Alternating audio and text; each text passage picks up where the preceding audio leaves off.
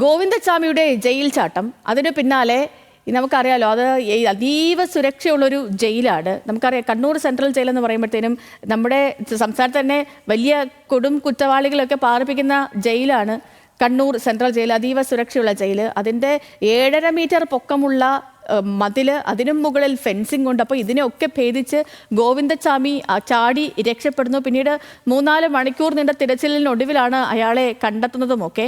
അപ്പോൾ ആ സംഭവമൊക്കെ ഇന്നലെ ഒരു 8 മണിയോടുകൂടിയൊക്കെ അല്ലേ, 7:30-8 മണിയോടുകൂടിയൊക്കെയാണ് നമ്മൾ പിന്നെ ആ വാർത്തയിലങ്ങ് നിൽക്കുന്നത്. അപ്പോൾ അതിനുശേഷം പിന്നീട് ഒരു 10-11 മണിയോടുകൂടി അയാളെ പിടികൂടുന്നു. പിന്നാലെ ഒരു വീഴ്ചയുടെ കൂമ്പാരം കണക്കെയുള്ള വിവരങ്ങളാണ് പുറത്തു വന്നത്.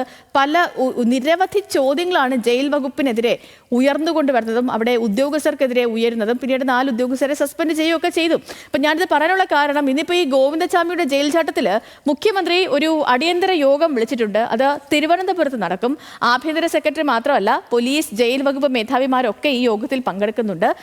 ഇതിനൊപ്പം ഗോവിന്ദച്ചാമിയെ ഇന്ന് വിയ്യൂർ സെൻട്രൽ ജയിലിലേക്ക് മാറ്റുകയും ചെയ്യും. സുരക്ഷാ വീഴ്ചയിൽ ജയിൽ സൂപ്രണ്ടിനെതിരെ കടുത്ത നടപടിക്കും സാധ്യത നിലനിൽക്കുന്നുണ്ട്.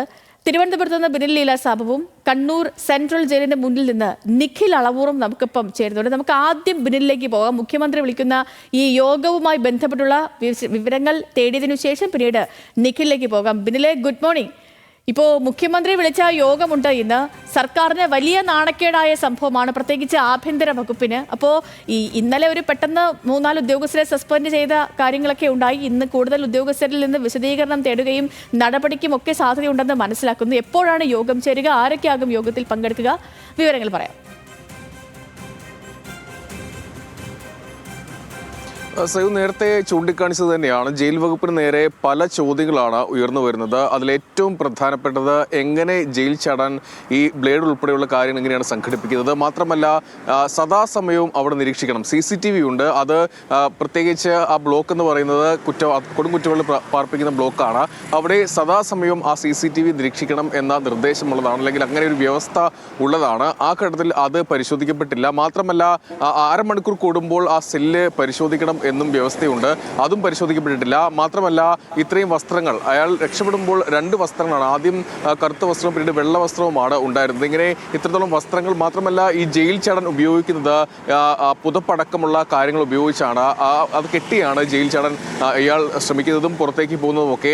ഇതൊക്കെ എങ്ങനെ ശേഖരിച്ചു വെച്ചു? മാത്രമല്ല ഹാക്സോ ബ്ലേഡ് പോലെയുള്ള ഒരു വസ്തു, അത് എങ്ങനെയാണ് ഇയാൾ സമ്പാദിക്കുന്നത്? അതെങ്ങനെയാണ് ഒപ്പമുണ്ടായിരുന്നത്, അല്ലെങ്കിൽ അവിടെ ഉണ്ടായിരുന്ന ഉദ്യോഗസ്ഥർ അത് കാണാതെ പോയത്? ഇത്തരം ചോദ്യങ്ങളാണ് ഉയർന്നു വരുന്നത്. ഇന്നത്തെ യോഗത്തിൽ ഇത് കൃത്യമായി ചോദ്യം ചെയ്യപ്പെടും. മാത്രമല്ല ഇന്നത്തെ യോഗത്തിൽ കൂടുതൽ നടപടികളിലേക്ക് പോകും എന്നും ഉറപ്പാണ്. അതിൽ ഏറ്റവും പ്രധാനപ്പെട്ടത്, ഇത്രയും പ്രധാനപ്പെട്ട ഒരു സെല്ലിൽ നിന്നും, കൊടും കുറ്റവാളി പാർപ്പിക്കുന്ന സെല്ലിൽ നിന്നും ഒരു പ്രതി, കൊടും കുറ്റവാളിയായ ഒരു പ്രതി ചാടി രക്ഷപ്പെടുന്നത് വലിയ നാണക്കേടാണ് സർക്കാർ ഉണ്ടായിരിക്കുന്നത്, ആഭ്യന്തര വകുപ്പിന് ഉണ്ടായിരിക്കുന്നത്.